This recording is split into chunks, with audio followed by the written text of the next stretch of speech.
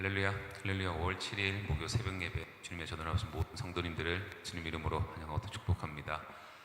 저희들 삶 속에 저희들 눈에는 정말 이해되지 않는 순간들도 있고 우리가 기다려야 되고 인내해야 되는 순간들도 있지만 우리 눈엔 보이지 않을지라도 하나님께서 항상 그 가운데서 저희를 가장 선한 길로 인도하고 저희들 의심 없이 신뢰하며 믿고 나아가는 저희들 모두가 되길 소원합니다. 네, 우리 시간 이 믿음으로 함께 찬송하며 나갑니다.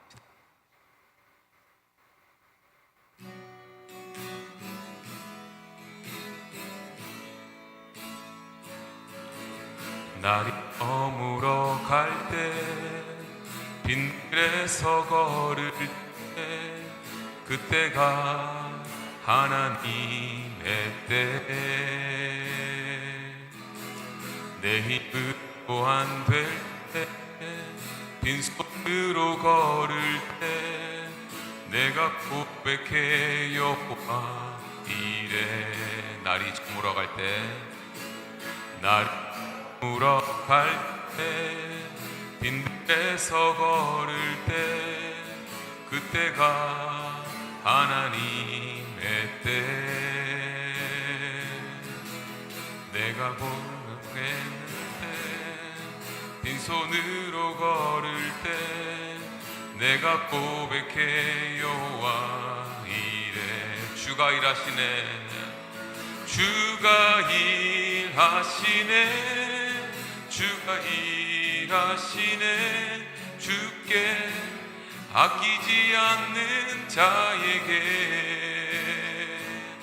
주가 일하시네 주가 일하시네 신뢰하며 걷는 자에게 우리 모인 이곳에 주님 함께 계시네 누리네 아버지 은혜 적은 떡과 물고기 내 모든 걸 드릴 때 모두 고백해 여호와 이래 다시 한번 고백합시다. 우리 모인 이곳에 주님 함께 계시네 누리네 아버지 은혜 적은 떡과 물고기 내 모든 걸 드릴 때 모두 고백해 여호와 이래 주님이 일하시네 주가 일하시네 주가 일하시네 주께 아끼지 않는 자에게 주가 일하시네 주가 일하시네 신뢰하며 걷는 자에게 주님이 주가 일하시네 주가 일하시네 주께 아끼지 않는 자에게 주가 일하시네 주가 일하시네 신뢰하며 걷는 자에게 신뢰하며 걷는 자에게 주님을 신뢰하며 걷는 자에게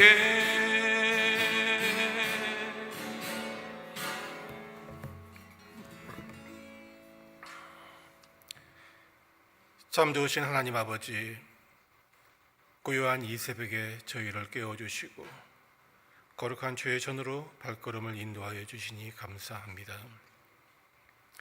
지난밤의 피곤함과 걱정을 십자가 앞에 내려놓습니다.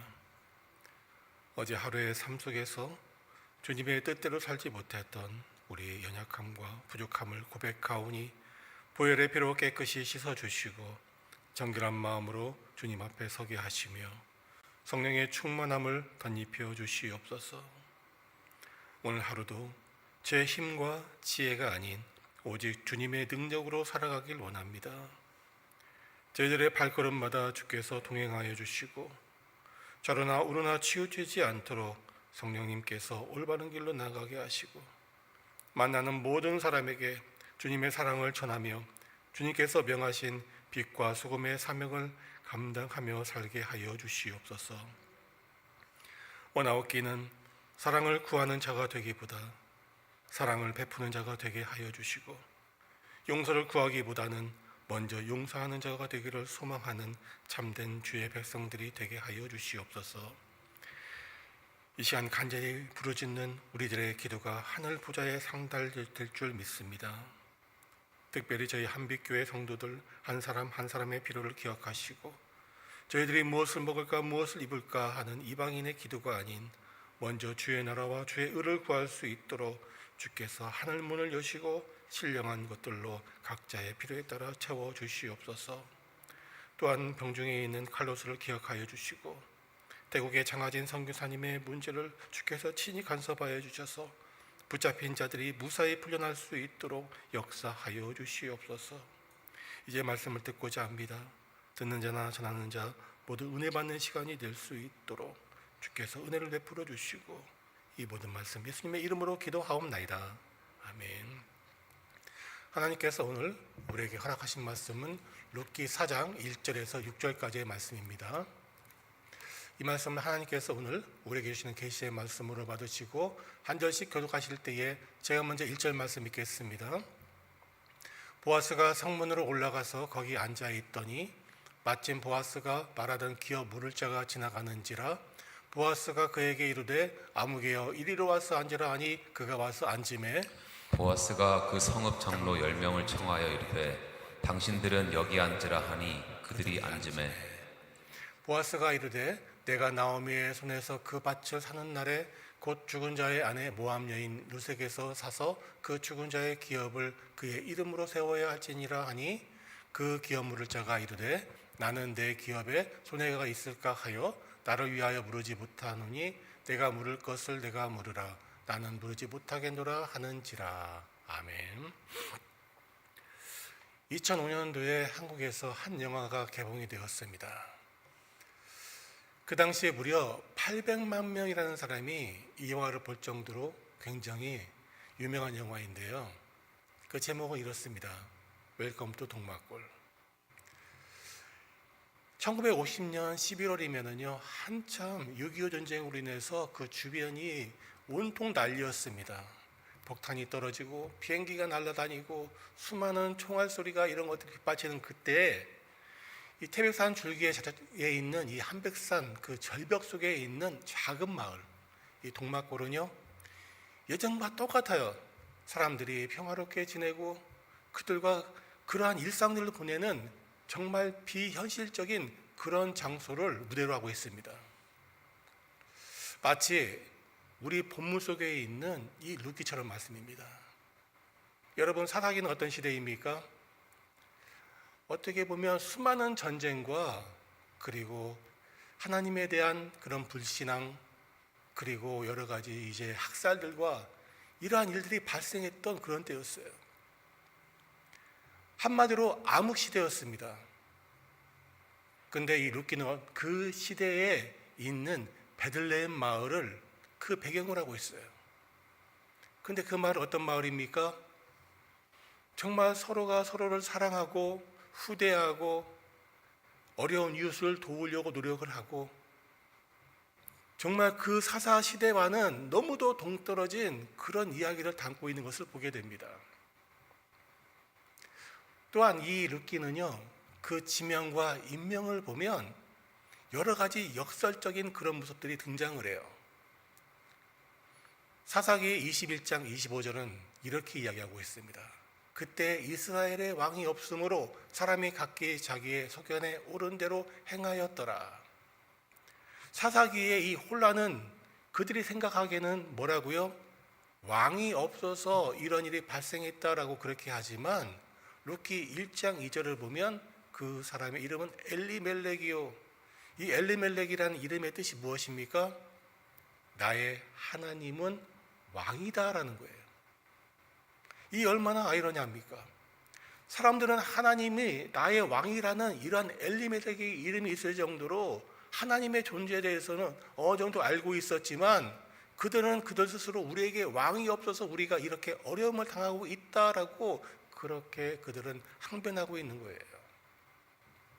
또한 그 아들의 이름들은 이미 지난 금요일 날 우리 전사님이 말씀하셨으니까 제가 언급하지는 않겠습니다. 그런데 에브라임, 그러니까 베들레헴은 또 그 뜻이 무엇입니까? 빵의 집 아닙니까? 빵이 풍부한 그러한 그 동네라는 뜻이에요. 그리고 에브라다, 에브라스는 또 무슨 뜻입니까? 풍성한 열매예요. 그런데 그곳에 어떤 일이 발생했다고요? 룻기 1장 1절을 보면 그곳에 기근이 들어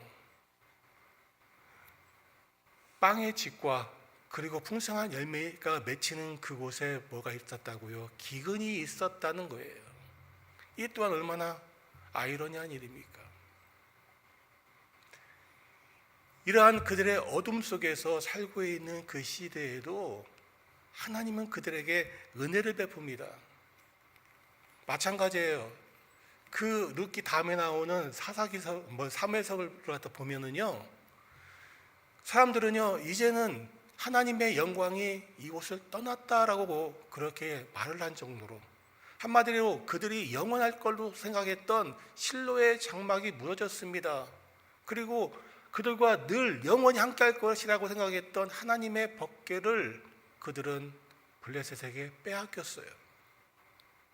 그래서 그 엘리제 사장이 죽고 전쟁터에서 죽은 비느하스 아내가 아이를 낳으면서 그렇게 했죠. 그 아이의 이름을 뭐라고요? 이가봇이다. 하나님의 영광이 떠났다라고 그렇게 외치고 있지만 하나님은 그때 어떤 일을 하셨습니까? 에브라임의 한 여인의 기도를 듣고 그리고 그 여인의 기도에 응답하여 아들을 하나 낳아줍니다. 그 아들이 누구예요? 사무엘이에요. 이처럼 우리는 알지 못했지만 룻기의 모든 영역에 퍼져 있는 하나님의 헤세드가 이 룻기의 또 한 가지 가장 중요한 신학이에요. 근데 아이러니하게요, 생각해 보세요. 사사기처럼 하나님께서 모든 일에 간섭했던 그런 때가 없었습니다. 그 백성이 타락하면 그들을 징계하고 또다시 그들을 회복시켜주고 그들이 어려움을 겪으면 그 어려움을 해결해주고 이와 같은 하나님의 이러한 헤세드의 자비와 긍휼이 있었음에도 놀랍게도요 사사기에서는 단 한 번도 헤세드라는 그러한 단어가 등장하지를 않습니다. 반면에 너무도 평화롭고 잘 살고 있는 이 룻기에는요 헤세드라는 그 뜻이 여러 곳에서 등장하는데요, 대표적인 것이 1장 6절이죠. 그 여인이 모압 지방에서 여호와께서 자기 백성을 돌보시사 그들에게 양식을 주셨다 함을 듣고 이에 두 며느리와 함께 일어나 모압 지방에서 돌아오려 하여 여호와께서 자기 백성들을 돌보셨다. 또한 그리고 3장 10절 한번 보세요. 이 개역개정이 너무나 어렵게 번역되어서 제가 쉬운 성경으로 이렇게 다시 한번 이렇게 말씀드리는데, 보아스가 말했습니다. 여호와께서 당신에게 복 주시기를 바라오. 한마디로 보아스는 룻에게 하나님의 헤세드가 임하기를 그렇게 간구합니다. 그러면 이렇게 이야기하죠. 이번에 보여준 당신의 성실함, 이게 바로 또 헤세드예요. 하나님은요 그 가정에 자비로서 은혜를 베풀어 주셨죠. 그리고 보아스는 이 어려운 룻에게 그의 인애를 보여주었습니다. 반면에 룻 또한 그의 시어머니에게 인애를 보여주었죠. 홀로 된 시어머니를 버리지 않고 자기가 다른 사람한테 시집가서 잘 살 수 있었지만 그 시어머니를 따라서 하나님의 신앙을 지키면서 왔던 그 룻의 헤세드, 이러한 것들이 계속해서 나타납니다. 우리는 늘 하나님의 헤세드만 바라요. 그런데 그렇지 않다는 거죠. 룻 전반에 걸쳐서 이야기하고 있는 것은 뭔가 하면 우리들 또한 하나님을 본받아서 어떻게 하라고요? 헤세드, 인애를 베풀라는 거죠. 어려운 자들에게 인애를 베풀고 정말 힘든 자들과 함께하며 그들의 아픔에 동참하는 그러한 자세가 바로 헤세드 신앙이에요. 여러분 생각해 보세요. 이때 우리는 이 룻기를 보면서요 또 하나의 어려움을 겪은 사람을 기억합니다. 그 사람 누구입니까? 바로 욥이죠. 어떻게 보면은 욥과 나오미는요 거의 동일한 그러한 고난과 환난을 당한 것을 보게 됩니다. 자, 우리가 잘 알다시피 욥은요 하나님께 범죄하지를 않았어요. 그렇죠? 어떠한 어려움이 있다 할지라도 이렇게 고백하죠. 내가 모태에서 알몸으로 나와 싸운즉 또한 알몸으로 그리로 돌아갈지라. 주신 이도 여호와시오 거두신 이도 여호와시오니 여호와의 이름이 찬송을 받으시니라 하고 이 모든 일에 욥이 범죄하지 아니하고 하나님을 향하여 원망하지 아니하니라. 그런데 문제는 무엇입니까? 욥의 경우에는 욥을 괴롭히는 사람들이 너무도 많았어요. 새 친구가 그랬어요. 심지어 자기의 가장 사랑했던 아내가 어떻게 이야기합니까? 하나님을 저주하고 죽으라라고 이야기해요. 그렇지 않아도 힘들어 죽겠는데 욥의 주변에는 그를 괴롭히는 사람들이 너무도 많아요. 반면에 룻기는 어떻습니까? 나오미는요 누구 하나 그녀를 괴롭히는 사람이 없고 누구 하나 그를 어렵게 하는 사람이 없어요. 오히려 그녀를 도우려는 사람만 가득합니다. 룻이 그랬어요. 비록 떠났지만 오르바 또한 그 시어머니와 함께 하려고 했습니다.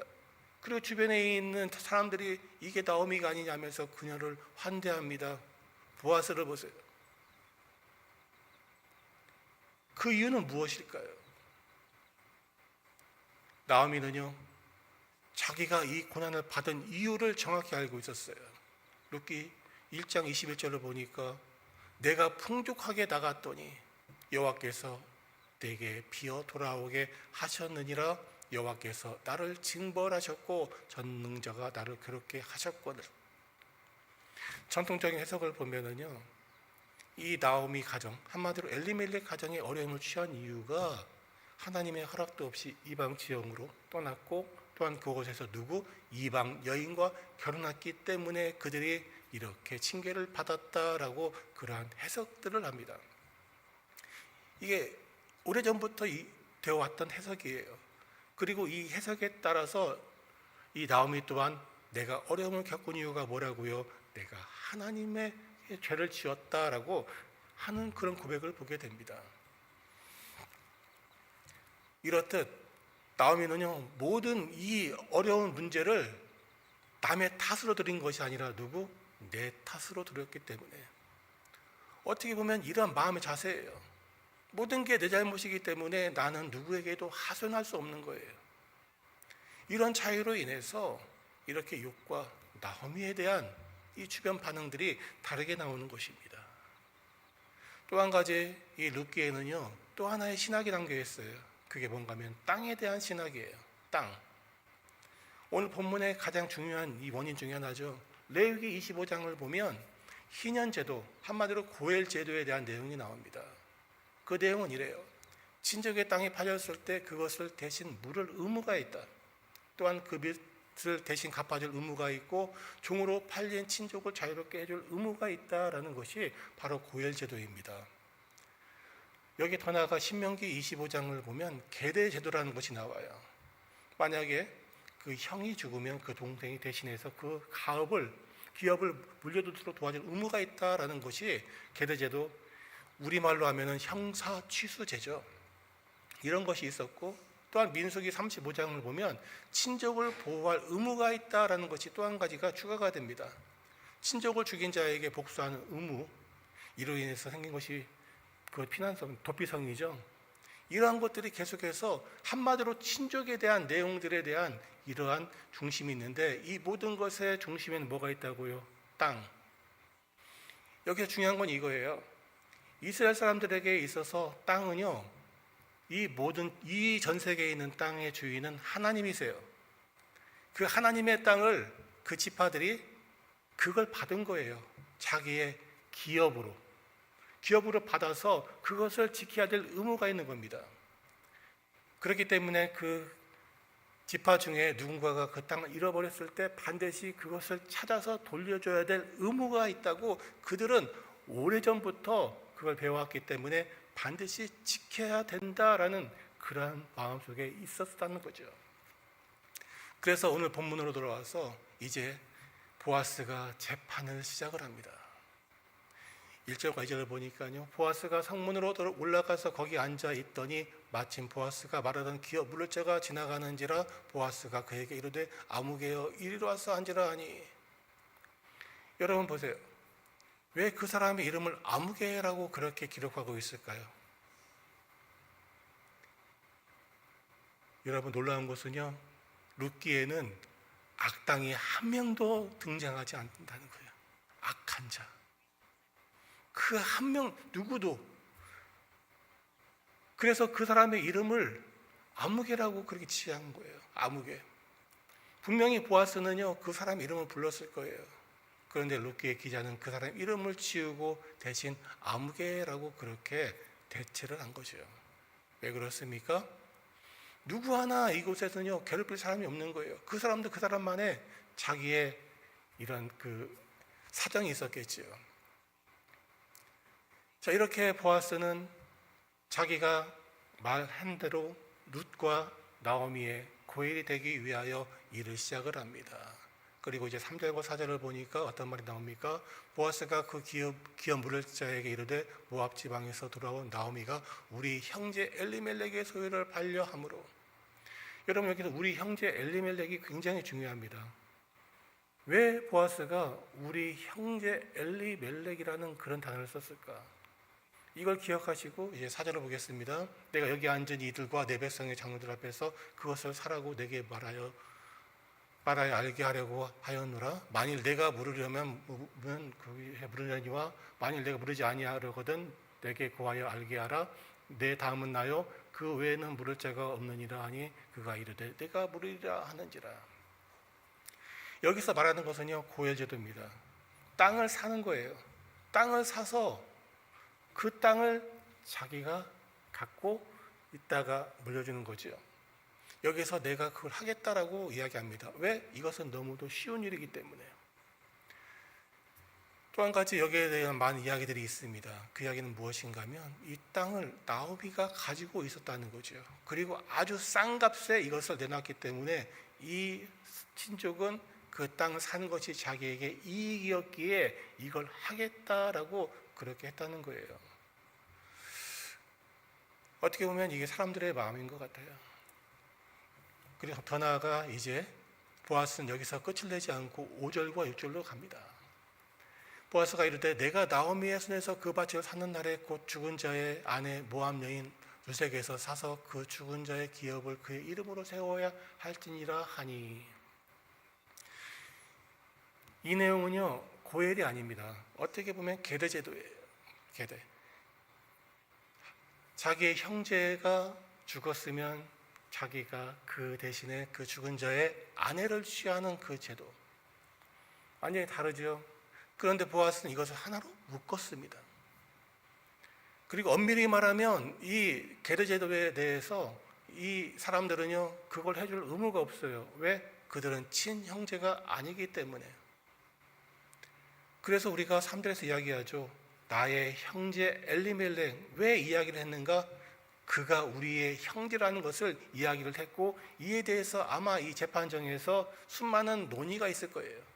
정말 이게 맞느냐, 이 엘리멜렉과 이 사람들이 형제가 맞느냐라는 거 있었지만 결론은 이게 형제가 맞다라는 것이 규정이 되었기 때문에 결국 그 사람은 어떻게 얘기합니까? 그 기업 물자가 이르되 나는 내 기업에 손해가 있을까요? 나를 위하여 물으지 못하느니. 그걸 포기합니다.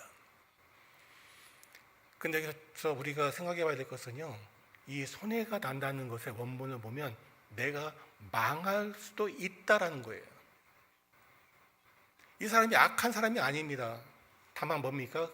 그럴 만한 능력이 안 되기에 내가 포기하겠다라는 거예요. 그래서 이 사람은 악당이 아닙니다. 만약에 보아스처럼 풍족한 재산이 있다고 하면 나도 할 수가 있지만 결국은 뭐라고요? 나는 내 가업이 망할까 봐 이것을 할 수 없다라고 그렇게 이야기하는 겁니다. 결국 보아스의 뜻대로 그는 나오미와 룻의 고엘이 됩니다. 이렇듯 보아스는요, 우리가 알다시피 예수님의 모형, 그림자라고 이야기하죠. 예표예요. 그 이유는 무엇인가 하면은요, 이 고엘 제도의 확장은 뭐라고요? 구약 성경에서는 이 고엘이 이스라엘의 고엘이 누구?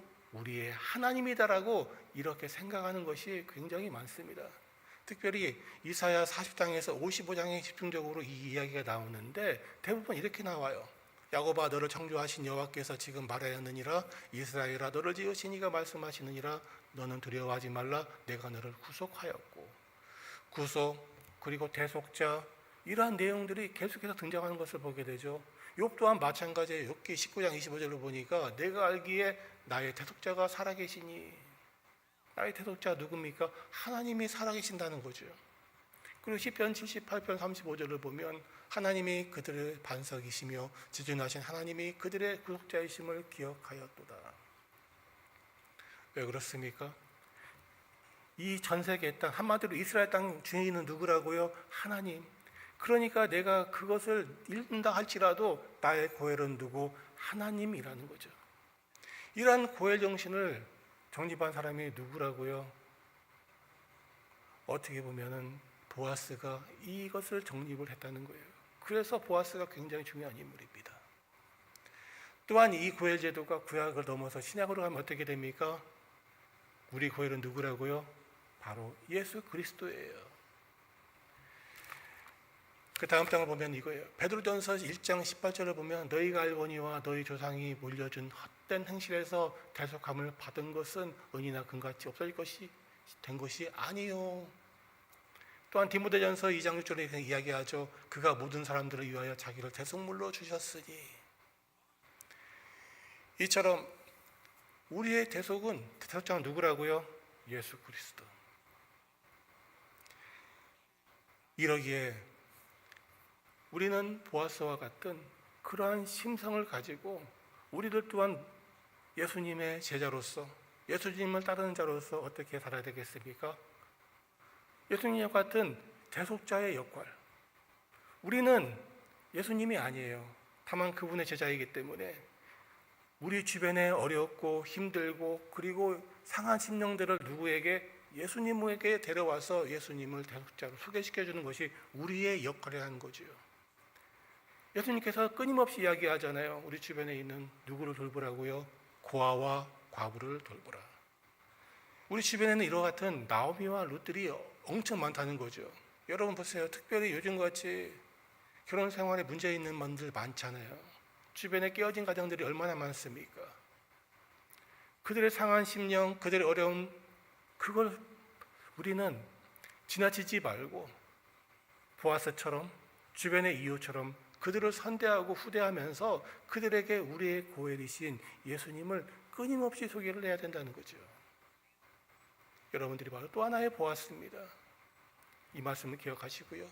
이 땅을 살아가는 우리 모두가 되기를 주님의 이름으로 축원드립니다. 이제 말씀을 기억하며 함께 기도하겠습니다.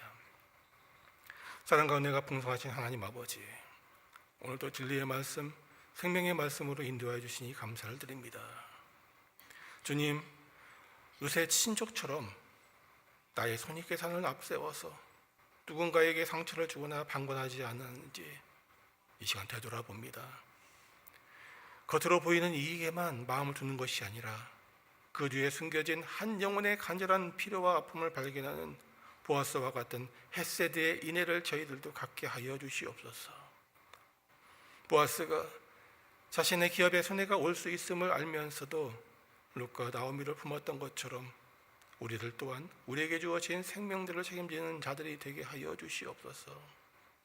말로만 사랑한다고 하지 않고 누군가의 삶을 다시 세우기 위해 기꺼이 나의 시간과 물질과 노력을 내어놓는 희생의 용기와 믿음을 갖게 하여 주시옵소서. 주님, 하나님이 우리를 조건 없이 사랑하는 독생자를 우리에게 기업으로 물릴 자로 내어주셨듯이 우리들 또한 그 사랑을 본받아 우리 한빛 공동체의 약한 지체들을 귀히 여기며 품는 자들이 되게 하여 주시옵소서. 계산기의 소리가 멈추고 사랑의 숨을 쉬는 그러한 들리는 공동체, 유익이 아니라 주님의 사랑을 실천하며 살아가는 그런 공동체가 되게 하여 주시옵소서. 감사드리며 이 모든 말씀 예수님의 이름으로 기도하옵나이다.